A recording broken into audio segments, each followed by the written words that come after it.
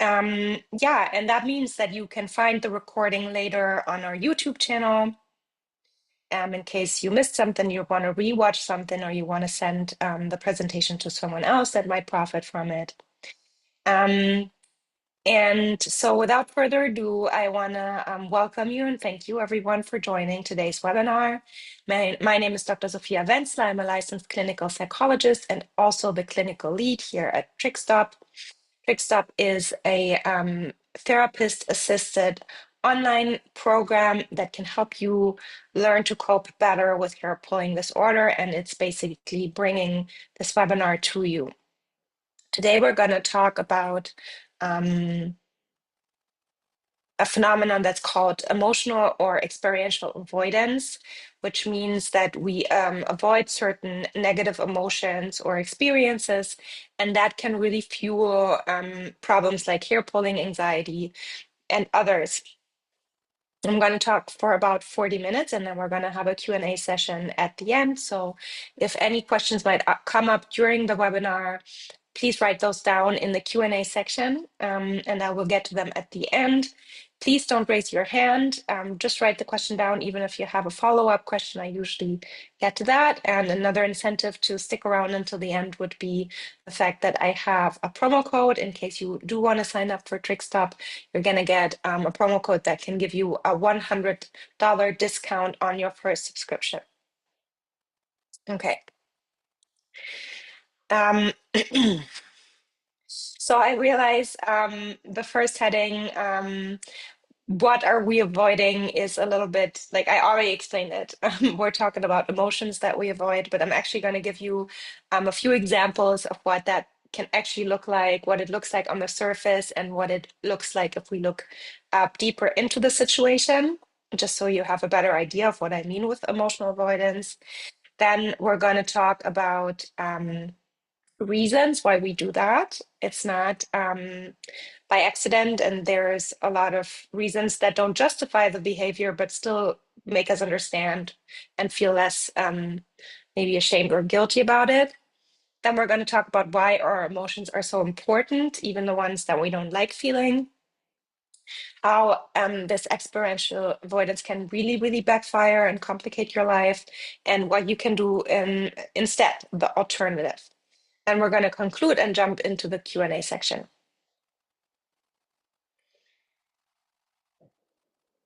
Okay, so what are we avoiding? Or what are they avoiding? Meaning the people that I'm going to present to you now. And let's think about that together. Let's say, for example, Leah presents to therapy saying, I can't stop pulling my hair. I need to break this habit. And after getting to know her, you have this kind of case conceptualization. Leah has been pulling out strands of hair since high school. It usually happens in the evening when the house is quiet and her mind begins to race.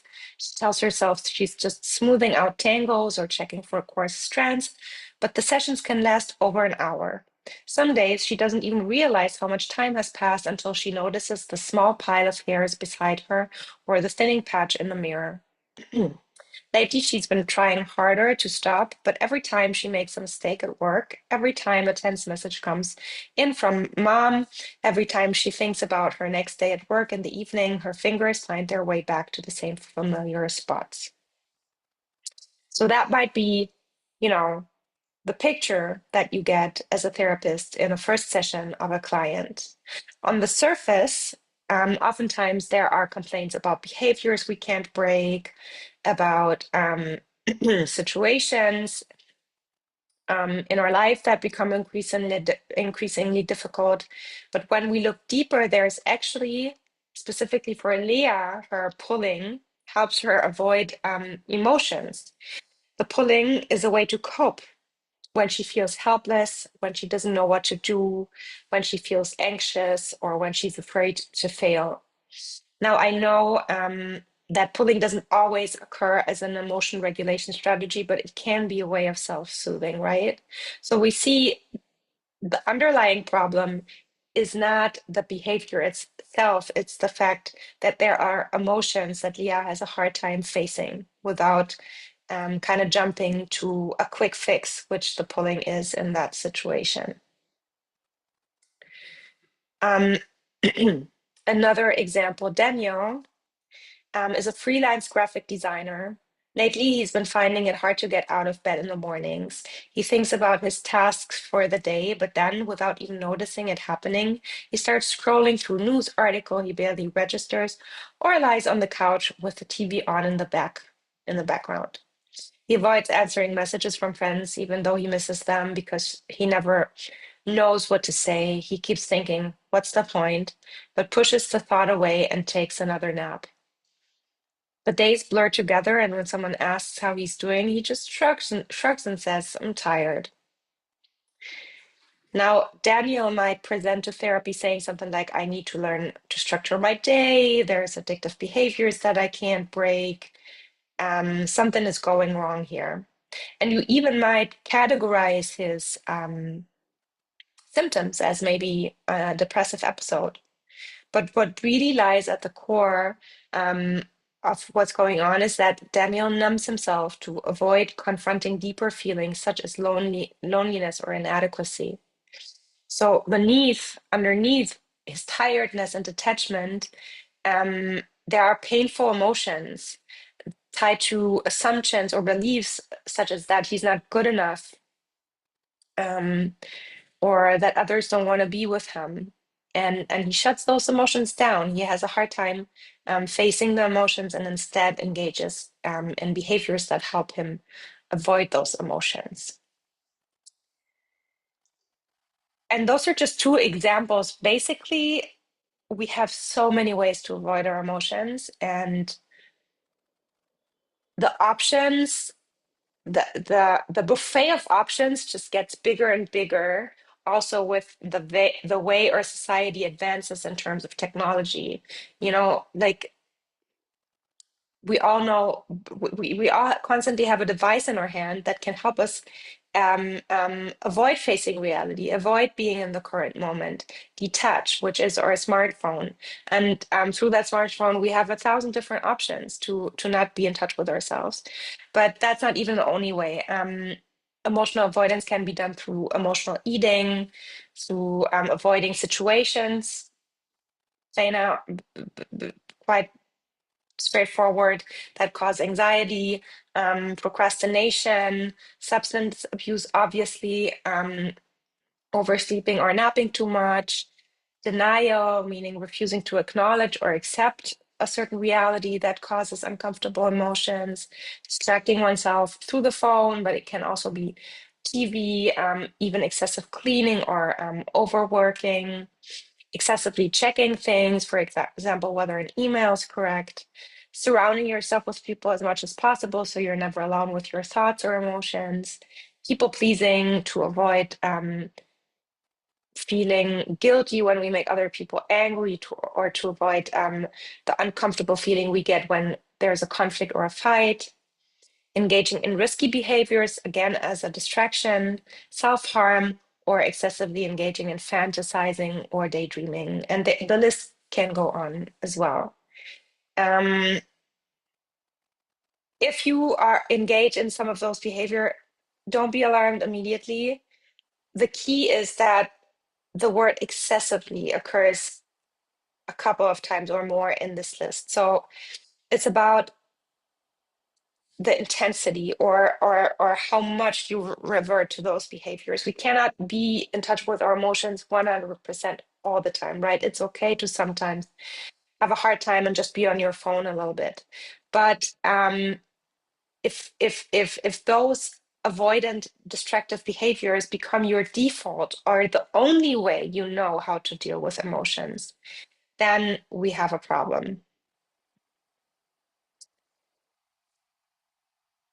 And when I say be in touch with your emotions or feel your emotions, I want to be very specific, because, of course, we all know what it is to feel an emotion, um, because we all do it. Even if we're the most avoidant ones, sometimes an emotional experience will occur. And I want us to be on the same page on what that even means to feel an emotion. So, in theory, there are three aspects to it. First of all, emotions oftentimes come with certain thoughts. So, for example, a person might think to themselves, what if I said something hurtful to my mom in our last conversation without noticing? And that thought might come when we might be connected to feelings of anxiety or maybe shame, right? And then we will feel that emotion in our bodies as well. And that's very, very important. Our body, connecting to our body is a very good channel to connect to our emotions as well. Every emotion has a specific kind of fingerprint of how it makes your body feel, of how it physiologically manifests. And that fingerprint, that manifestation can feel different to different people, but generally we also see certain patterns that reappear. There's a really an interesting study that kind of looked at activation and deactivation in the body. That's what you see in the graph here, related to certain emotions, and they found clear patterns across a big group of participants in the study. And what you see in yellow to red colors would be activation, and what you see in bluish colors would be deactivation. So they clearly see, for example, that when you are angry, a lot of people tend to feel a lot of activation in the chest area, around the heart, in their cheeks, and in their hands, which kind of goes in line with the fact that a lot of times when we're angry, we do this gesture of like creating a fist, maybe even in preparation to punch someone, hopefully not. And in our example of like feeling anxious or ashamed because I might have accidentally said something hurtful to my mom, you would see, for example, if it's anxiety, you would see a lot of activation in the chest area and like a little bit of deactivation in the legs. If it's shame, you clearly see, you know, activation in the cheeks. You might blush, right? And to connect to how your body feels when you have an emotion connects you with your emotion. It's a very, very good way to connect with your emotions. And then finally, every emotional experience comes with some kind of message. So the emotion usually has some kind of idea of what you're supposed to do right now. So when I talk about the fist, right, that will be my action tendency might be to actually want to hit someone. I hopefully will not do it. It might be to yell. It might be to do something, um, set a boundary, and that's the message. That's the actions tendency, and the third aspect of what it means to feel an emotion.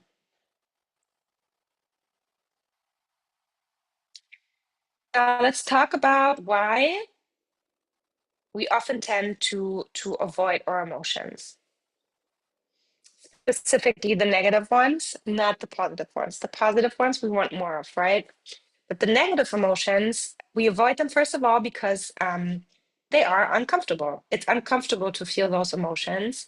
Um, and that's because our emotions are warning signs, right? Warning signs that we are biologically wired to react to. So just like a fire alarm must be loud and upsetting, so we're sure to react to it.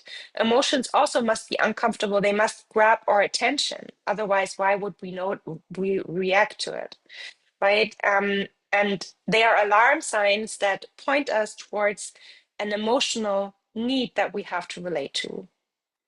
Um, just like, for example, hunger or pain are physiological signs that alert us to a physical need that we need to eat, or that we have to relate, that we're touching, the stove and it's hot and we have to remove our hand. So yeah, they're uncomfortable to grab our attention and to call us to action.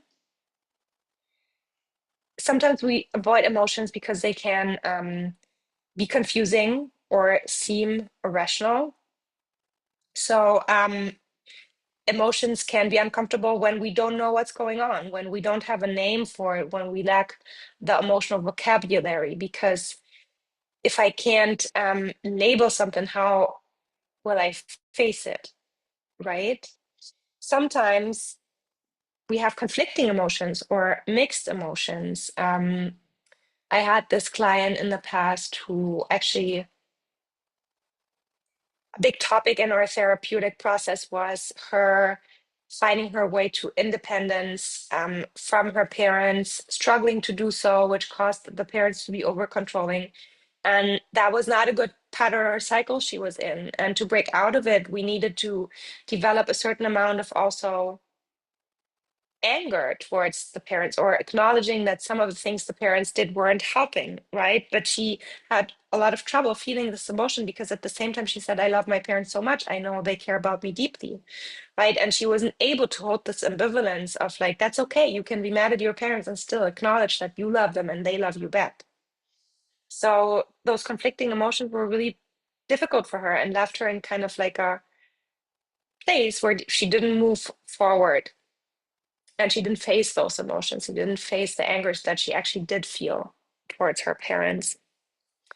And then also, emotions can seem irrational or confusing if we have learned to kind of feel like we're not allowed to feel those emotions. So if we've experienced a lot of invalidation of our emotions in childhood, for example, sentences like "you're being so sensitive," or "why are you looking at the other person? They didn't mean you any harm. Why would you be upset?" Um, then we might grow to question ourselves whether we're allowed to be mad, whether we're allowed to be upset or sad. And when those emotions come up, we might tend to avoid them because we think like that's irrational and I'm not supposed to feel that way. Sometimes emotions can seem overwhelming and we avoid them because we feel like if we face them, they're going to wash over us like a wave and just pull us under, right? And that can also be for different reasons. We can kind of grow up with the message that our emotions are too much or too overwhelming if our parents weren't able to cope with our emotions. Um, that's a common sentence that I hear in those cases from my clients would be, my emotions are too much, I am too much, my emotions make my parents sad, anxious, angry. And then we can perceive them as something that is bad and that is better suppressed.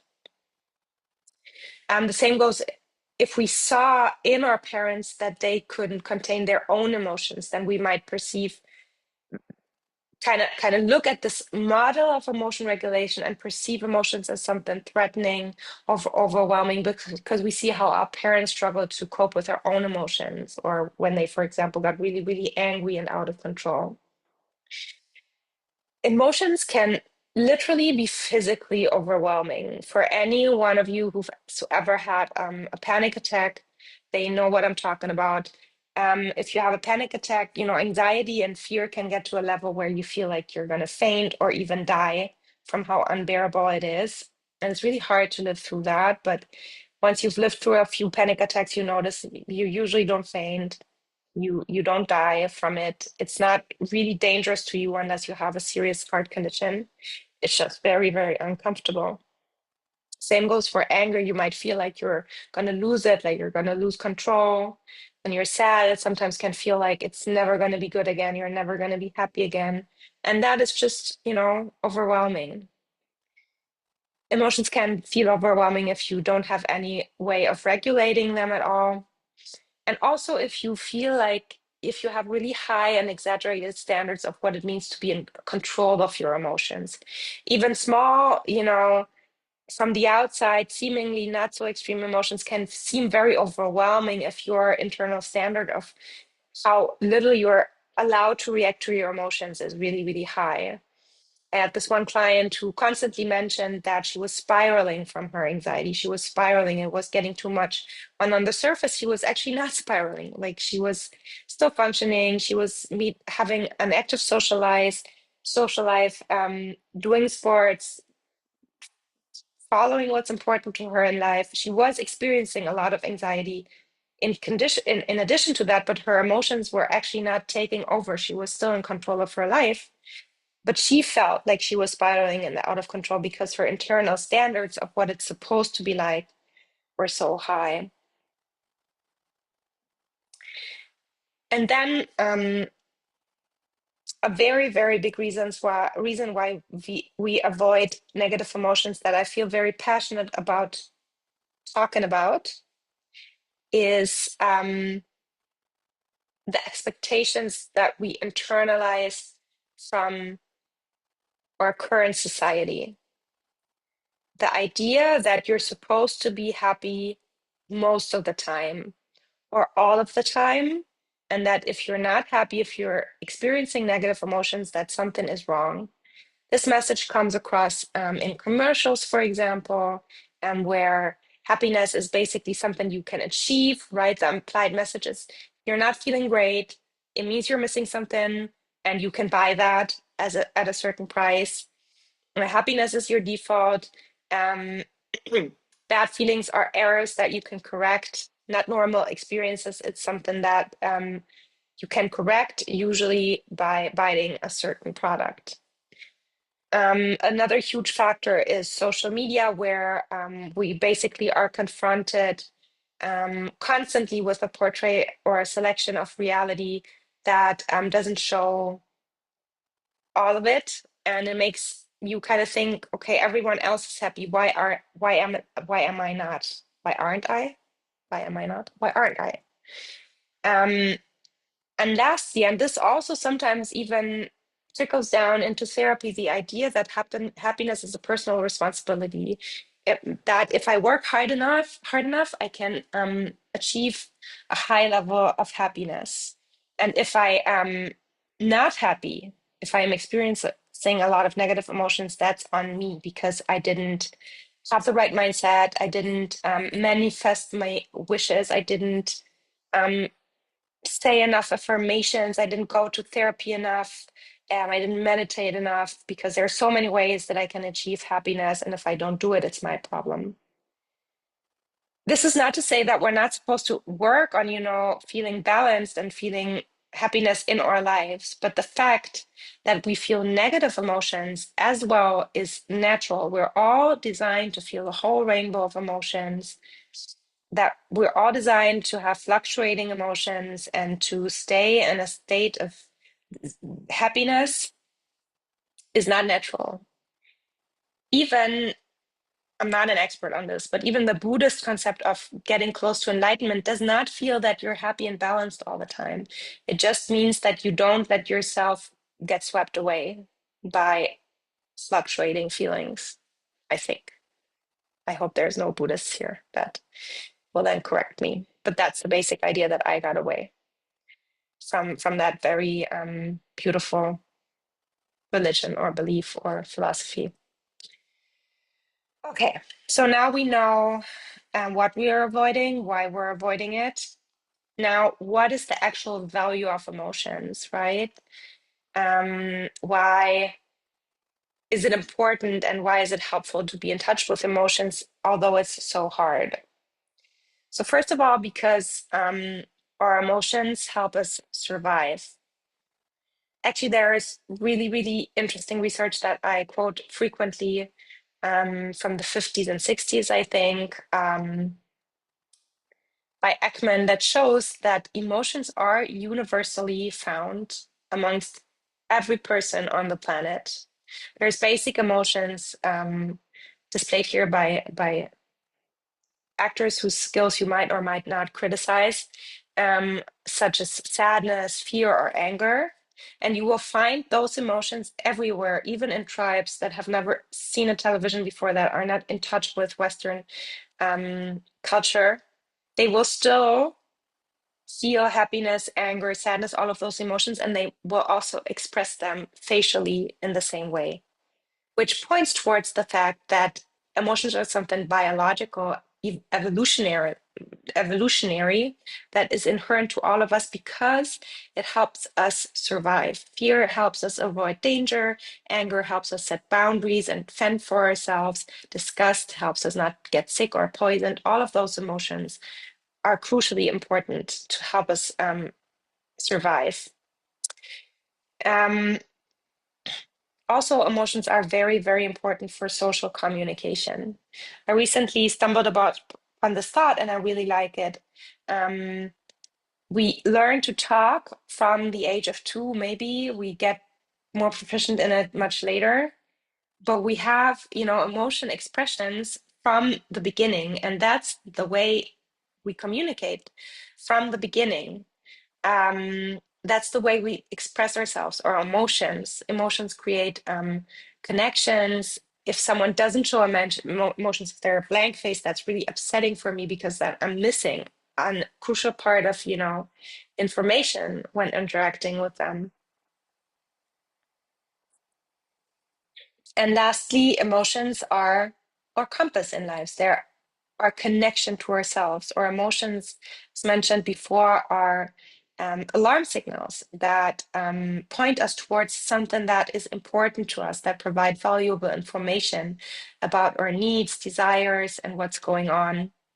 So when you're not in touch with your emotions, oftentimes what you experience, and I see that in many cases, is that you don't know what you want. You don't have direction in life. You don't know what you need.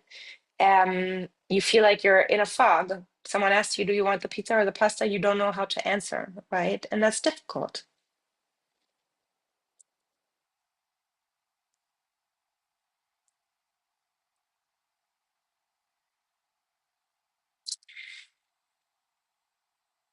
Now, I hope those are all convincing arguments in terms of like why emotions have value, but I also want to highlight why the opposite, not being in touch with your emotions, is so problematic. And for those of you who've attended my webinars before, I always end up putting everything into a cycle. That's probably just what happens when you spend a lot of time learning and practicing cognitive behavioral therapy. Everything becomes a cycle. But I really love it because a cycle also always gives you perspective or a way or an idea of how you can break it.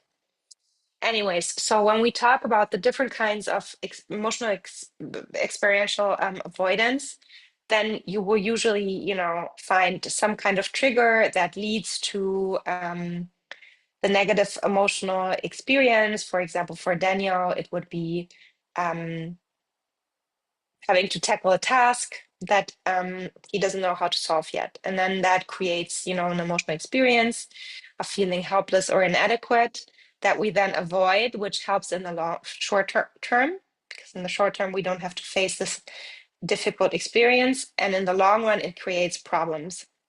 And what I mean by emotional avoidance backfires is those long-term problems that we create. Let's for a second head back to the two examples that I gave you in the beginning. So Leah, who has hair pulling disorder, um, her triggers are, for example, when she makes a mistake at work, when she gets an upsetting message from her mom, or when she thinks about the next day at work and gets anxious. That causes her to feel anxiety, insecurity, or helplessness.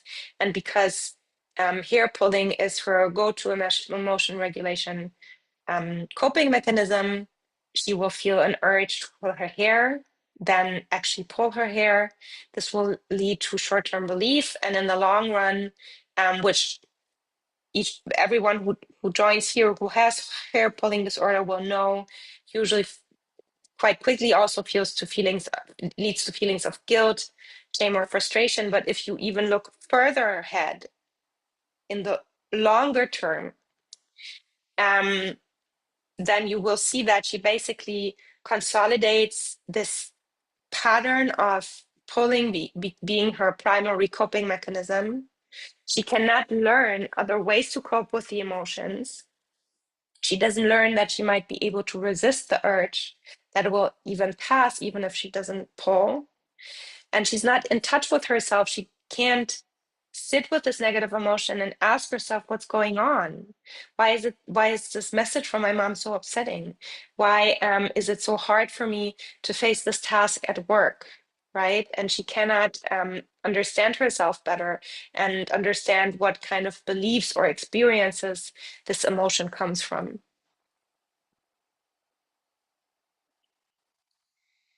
If we look at Daniel, the freelancer who spends large parts of his day numbing himself with different behaviors such as scrolling on the phone and watching TV, then you could say that one trigger for him would be to approach a new task at, at work, or to know that this is what he's supposed to do, which brings up negative emotions and thoughts such as feelings of shame or inadequacy. His coping is different ways of detaching, which in the short term is fun, being on your phone, taking a nap is relaxing, but in the long run, he basically, part of the obvious consequences of procrastination, um, and maintaining his negative self-beliefs that he's not organized and that he doesn't get stuff done. In addition to that, he's not in touch with a significant part of himself. There's a part of himself that is scared, that really cares about his work, wants to succeed, but doesn't believe he can. You might call that part the vulnerable child. And by detaching, he can never actually give space to this part or find ways to understand it, to validate it, or to soothe it. And that way, he's not in touch with his own needs. He's not listening to what his emotions are telling him. So he can't find out what he actually would need to feel better. For example, more structure, um, more meaningful work, affirmation, a hug, or someone to talk to, right? Company. He can't really find a stable long-term solution for his problem. And he stays in this cycle that just repeats itself. So if we want to generalize those understandings, then you might say that by avoiding certain triggers that make you feel negative emotions, emotional avoidance basically leads to you missing out on life, right?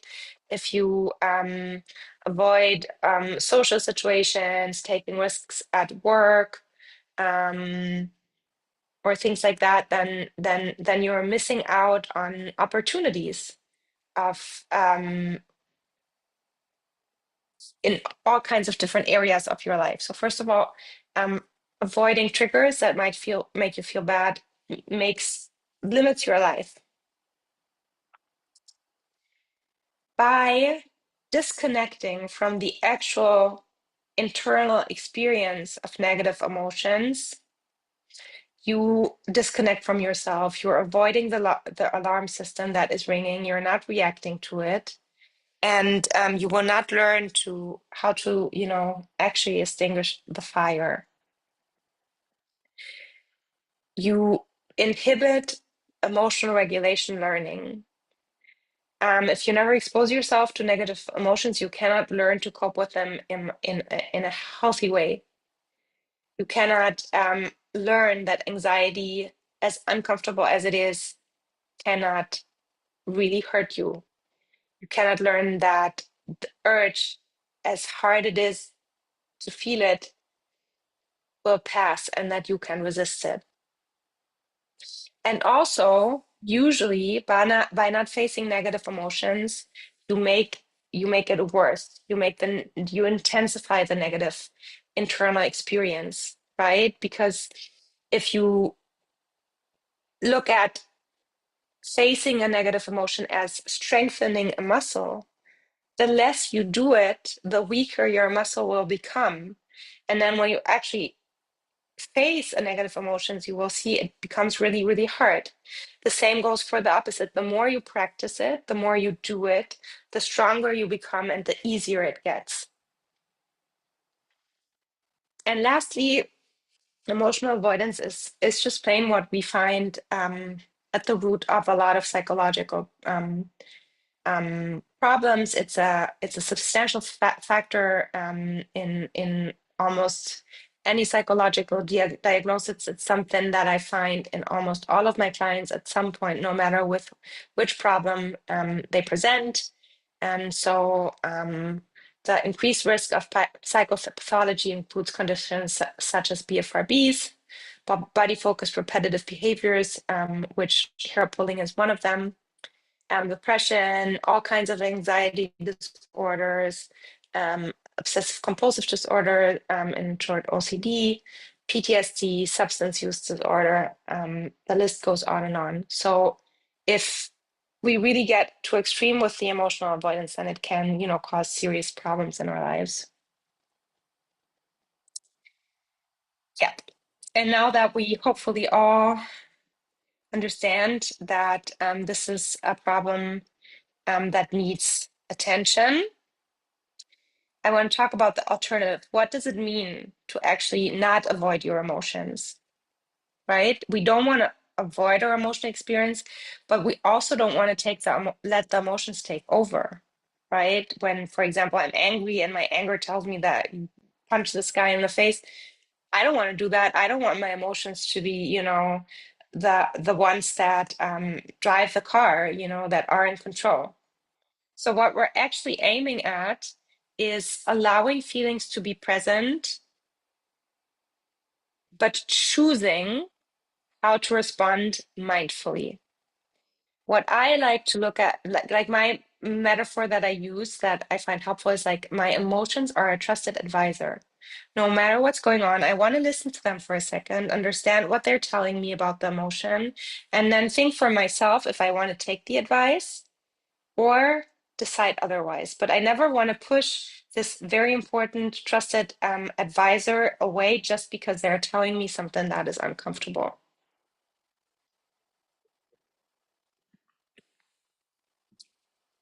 In terms of how you can do that, there are actually many different approaches of how to be more in touch with your emotions.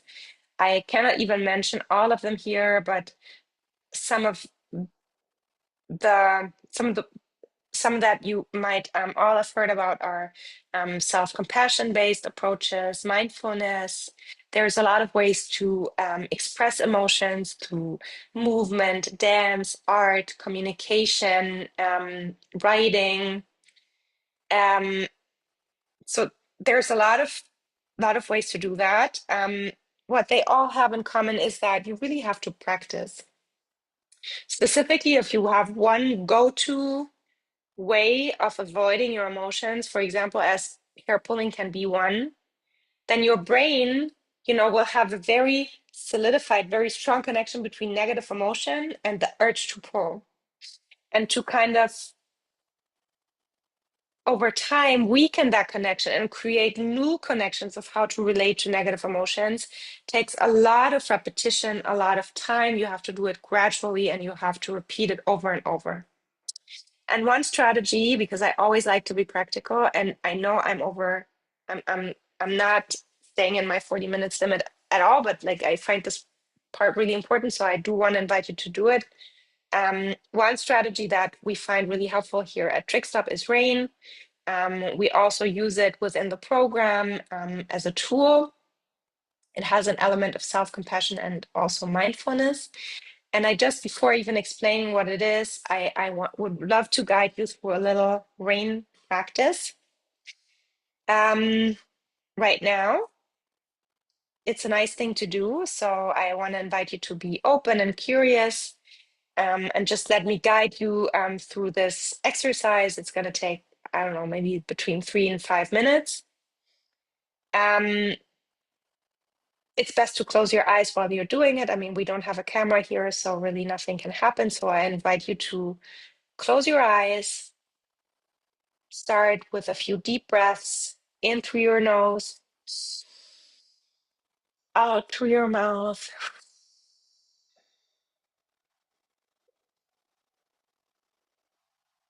If you get distracted throughout this exercise, don't worry. That's normal and to be expected. Just come back to my voice, back to my instructions. So as you're sitting with your eyes closed, taking deep breaths, find a comfortable position where you can sit with your back straight for a couple minutes. Settle gently into this position, finding a balance between alertness and ease. Feel the breath entering and leaving your body, grounding you in the present moment.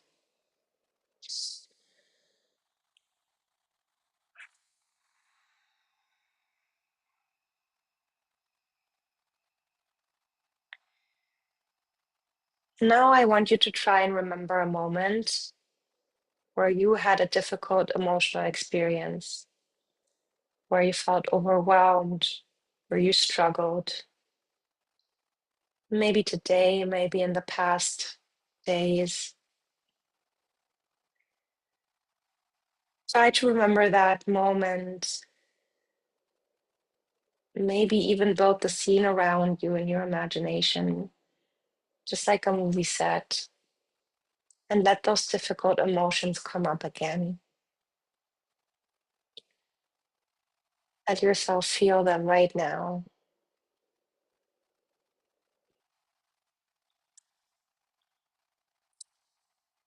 And as you continue to breathe, gently recognize what's present for you right now. What emotions, thoughts, or sensations are coming up, and help to name them. Feeling anxious, I'm feeling stuck, I'm feeling embarrassed. Maybe you're also noticing something in your body, heaviness or a tightness or a restlessness.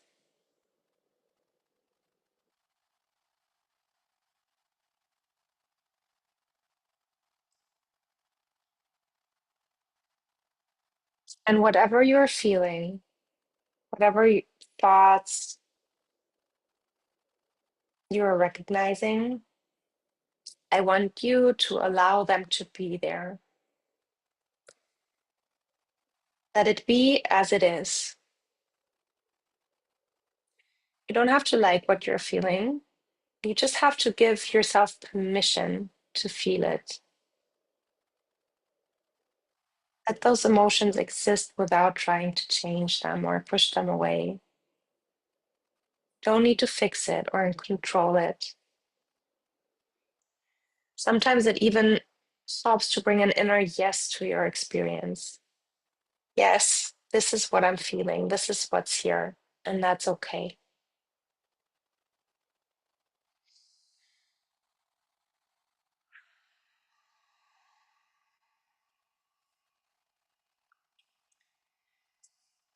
And as a third step, I want to invite you to investigate with curiosity. Where do you feel the emotion in your body?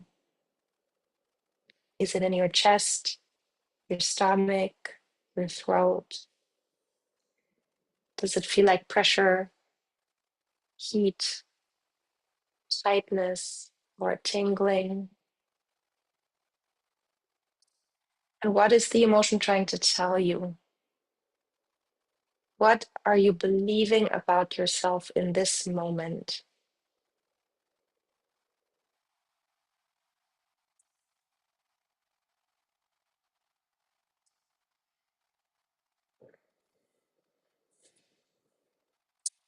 And finally, as a last step, I want to invite you to nurture yourself,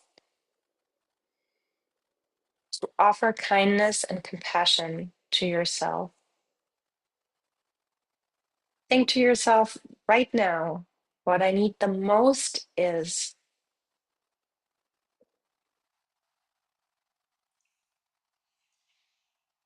and imagine to talk to yourself like a person who really sees and loves you would talk to yourself.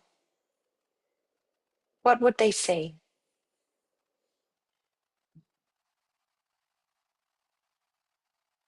Maybe, I care about you, I'm here for you, if you've messed up in some kind of way. Perhaps they would say, you're human. Everyone makes mistakes. No one's perfect. If you're very critical of yourself, you might tell yourself to just give yourself a break. Don't be so hard on yourself. Or maybe what you need is just someone acknowledging that this is really hard and this really hurts. You might even comfort yourself by putting a gentle hand on your heart or wherever you feel the emotion most strongly. And just feel the warmth and the weight.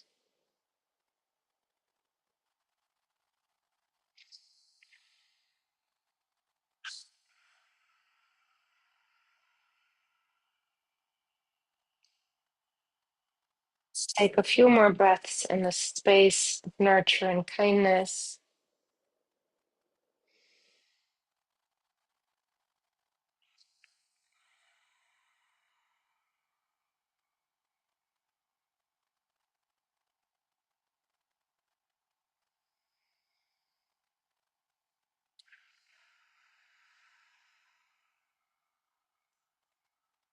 Then gently open our eyes.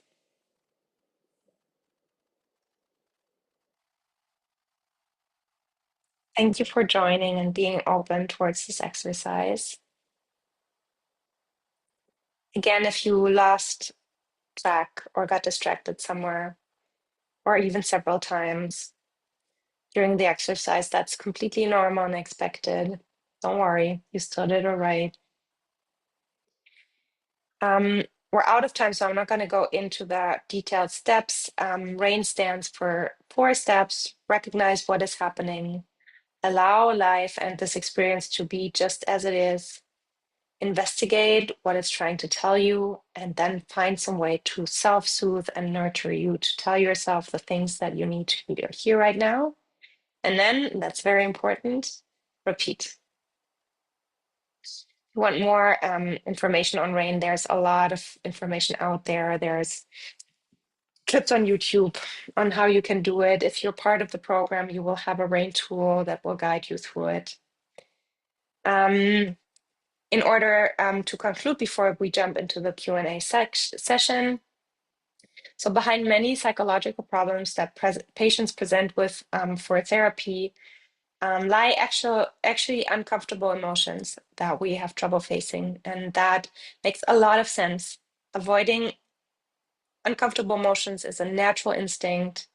Emotions can seem confusing, overwhelming, or even unacceptable if that's what we've been taught as children. However, experiential avoidance backfires. We miss out on life, we're disconnected from ourselves, we can't grow, and we might even develop psychological problems.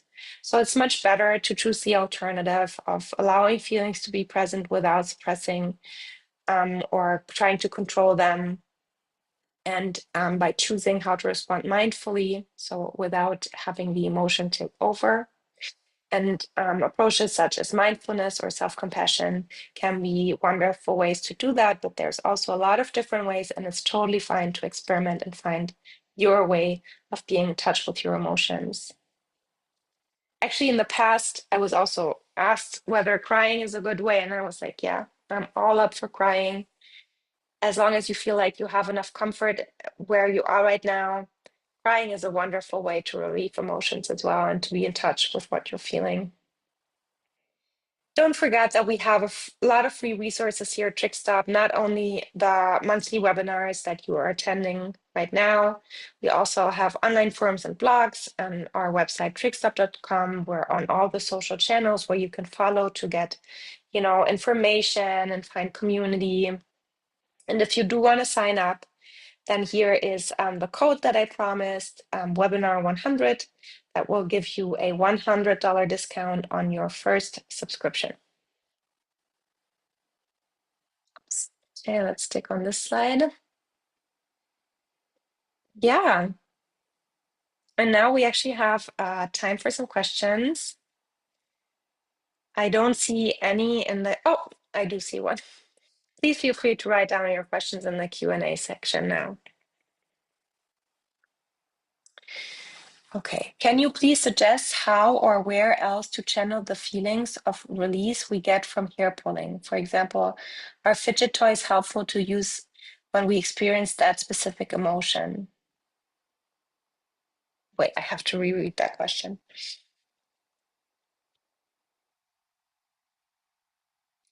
where to channel the feelings of release we get from hair pulling? Or you mean how to create release without the hair pulling? Um, we still have a little bit time. Who wrote that question? Could you please specify? I'm not sure I understand it correctly, and I don't want to answer and then give you a answer that doesn't even relate to your question. Great.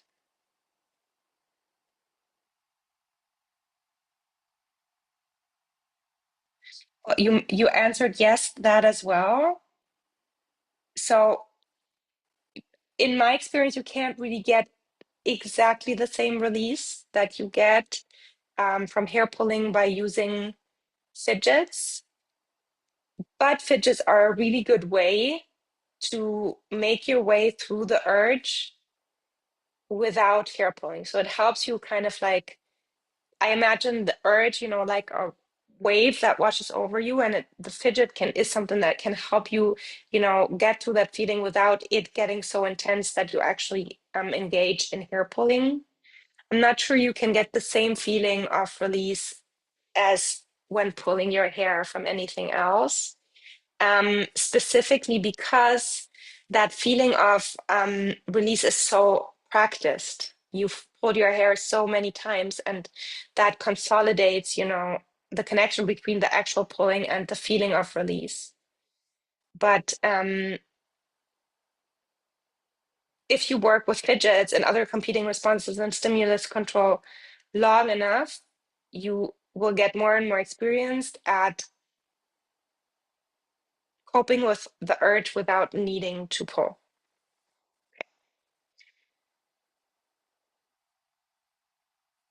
I hope that answered at least part of the question. Let's go on to the next one. What can I do if my hand keeps going to my eyebrow to pull? So in this case, rain method can help, or there's a quick solution to do that. So first of all, I mean, what we're talking here, what we talked about here is emotional avoidance. So this is not, um, rain is not hair pulling therapy, right? There's an evidence-based gold standard on how to treat hair pulling, and that is habit reversal training, which is what we do here at Trickstop. So if, for example, what to do when your hand keeps going to your eyebrow, what you would want to do there is use stimulus control techniques. For example, having a barrier between your hand and the eyebrow, and that will be part of, habit reversal training, which is the best way to learn to cope with hair pulling. At the same time, habit reversal training is a very technical behavioral approach, right? The difficult emotions that you sometimes avoid by pulling your hair will still be there. And then to have different ways on how to cope with those emotions, rain can be a powerful strategy. Is it possible to stop pulling forever, even after 20 plus years? Um, yes, it is possible to stop pulling forever. To say that this is what happens in most cases after therapy would be untrue. So stop pulling is possible, but it's really not a black and white thing. Usually pulling is something that you can learn to cope with much better through therapy, but it is usually something that you will kind of manage for a long time or even the rest of your life. So even if you manage to not give in to the urge, the feeling that you want to pull might come up again and again. Like it's really rare that it just goes away and you never feel the urge anymore and you never pull anymore. What is much more realistic and common is that you learn how to deal with the pulling, and then you have more and more episodes where you pull very little or not at all, and you have, slips here and there on the way, and you find that you become better and better at knowing how to cope with situations where the urge comes up again. Right, so it can definitely get much better, but once you kind of think, okay, my goal is to just stop altogether forever, that possibility for failing is so high that it will probably mostly lead to you giving up halfway through. So it's easier to have realistic goals, to stay motivated and keep working towards those. Is there hope for a 70-year-old hair puller? There's always hope. You can always improve, right? Um, Even when you're 70, even when you're 80, you can always start working on it. If it's bothering you, if it's causing problems in your life, you can always start working on it. It's always hard work and it always requires opening up and being brave. But yeah, why is boredom? Oh, I have so many questions. Amazing. Why is boredom a trigger for hair pulling? That is an excellent question. So boredom is a state um, where what we call nervous energy builds up. Boredom is a state where we're not directing our energy towards anything, and then that energy comes building up in us, and then it needs to find some kind of release. You might have heard this phrase, like, or this idea that kids, you know, need to be bored sometimes because then that creates a state, where they want to come up with some kind of energy, some kind of idea. That's a place where we can learn to be resilient or creative, and then start a project and find something to do, and that would be a good outlet for nervous energy. However, if we don't get to that point and the energy just builds up, then we need some way to release it, and that for adults oftentimes can be hair pulling or skin picking, because sometimes we are stuck in a boring situation. Not that we sit at home and we're bored and we don't know what to do. It might be that we're sitting in a lecture and we have to listen, but we're also bored and we have this energy and this tenseness, and then we release it through the hair pulling, right? Or at work, or we have to politely listen to someone who's telling a boring story, and then the hair pulling can come up as a way to relieve that boredom. What do you recommend doing instead of hair pulling in times when our emotions are overtaking us? Um, Another wonderful question. So first of all, again, I always advise to do therapy for hair pulling. Very effective, as I said, habit reversal training, because oftentimes it doesn't, specifically in the beginning, it's not only enough to find other ways to cope with emotions. We also have to find ways to break the cycle of negative emotion pulling, right? And find an alternative behavior and find stimulus control techniques that will create barriers so we can't access the option of pulling as easily, right? And once we do that, and in addition to it, if you feel like your emotions are really taking over, if you're feeling overwhelmed by your emotions, then I also advise to do grounding techniques. That is also something that you can easily look up online.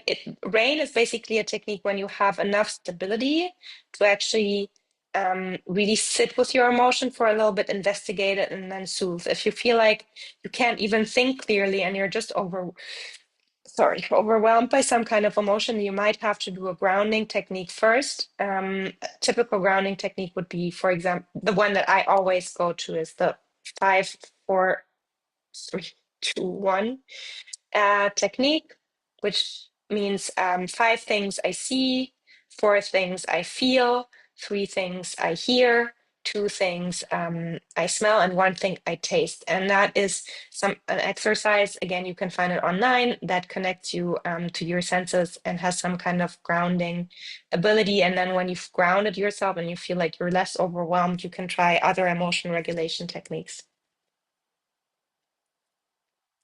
How to block that urge to hair pull when feeling stressed, etc. For example, what should you do to keep your hands busy? Again, that's a question for habit reversal training. I mean, that's basically one of the main things that we do when we treat hair pulling in habit reversal training. So ways to keep your hands busy.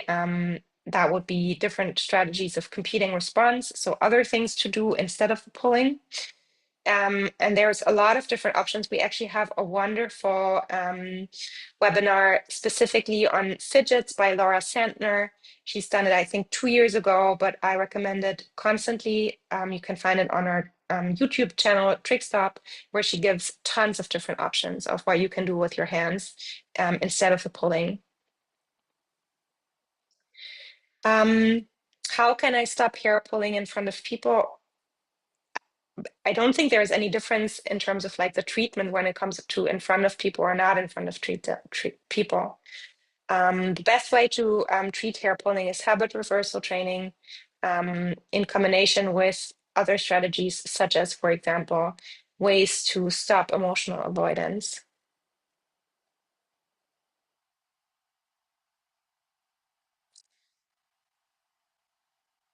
Okay, I'm going to answer all the questions that are in the chat right now. I'm not going to get to any more than that because we're already a little bit over time. I pull because I'm bored, so what can I do? No feeling when I pull it turned to be like a habit. You mean okay, so that's very important.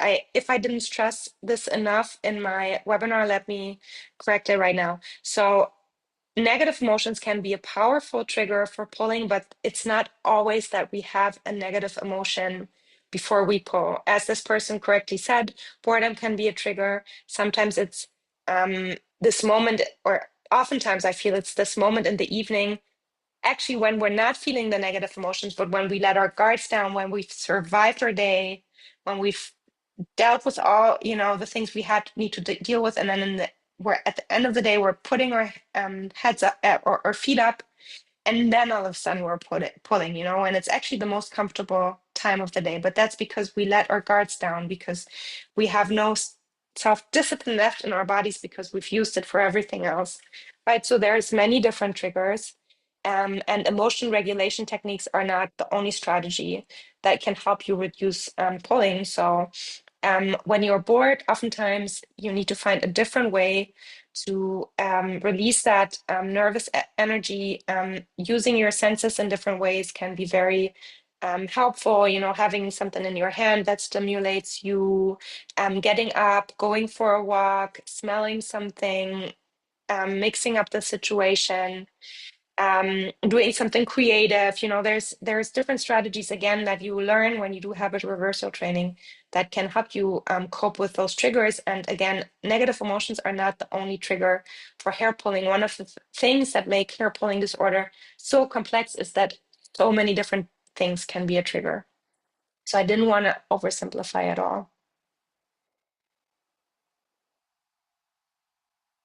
And positive emotions trigger pulling as well. Should we handle this with rain as well? Actually, I don't. That's not something that I experience a lot, that positive emotions trigger the hair pulling. More like seeking a positive emotion, like some people with hair pulling disorder feel like the pulling is almost like, like an addiction, like it makes them feel so good. And then they seek that positive emotion more than actually they want to get rid of a negative emotion. But I don't think usually we don't have to regulate positive emotions with hair pulling. And then I also don't, I mean, you can rain is something that connects you to your emotions, right? You can do it also when you're feeling a positive emotion. Actually, I like the idea just to like also emphasize and really take a moment to be in the positive emotion, to understand what am I believing about myself right now? How does it feel in my body? And what do I want to say to myself right now? I really like the idea. I've never thought about it, but I don't usually see positive emotions trigger pulling. Okay, last question. We each have different levels and intensities to our emotions. That's true. Are these levels more biological or can it also be learned? Oh, wow, that's such an interesting question. So I do see that the levels of intensity to our emotions are different from person to person. And sometimes there's people who feel really intensely. And then I kind of try to explain that to those people as if, like, some some people's emotions feel like, they're a little easy to drive Mazda, right? And other emotions feel like a race car where like you have to work really, really hard to stay in control of the car, right? So it's different for everyone, and each version has its ups and downs. Are those levels more biological or can they be learned? In general, I can not say that I know enough research to answer that question with confidence, but to try to like point at it. One disorder where we know that emotions get really intense and the inner experience is really like an out of control race car would be borderline personality disorder. Not that everyone who has intense emotions has borderline personality disorder. It's just an example of when we see those really intense emotions, and also a lot of unhealthy coping mechanisms. And in that case, the theory is that it's a mix out of a biological predisposition of having very intense emotions, and then having a lot of experiences of invalidation with those emotions. That's what one popular theory is of how borderline personality disorder comes to develop. So in that case, I would say it's a mix. And actually, to be honest, in most of the questions, most times when we ask ourselves the question, is it nature or nurture? It's usually a mix. So I'm not saying I'm an expert on that, but that would be my guess. Okay, those were actually really like insightful, wonderful questions. Thank you. We have to finish now because we're more than out of time. Thank you for joining. It was a pleasure. I hope I'm going to see you again for the next webinar. And I hope you have a wonderful rest of your day wherever you are.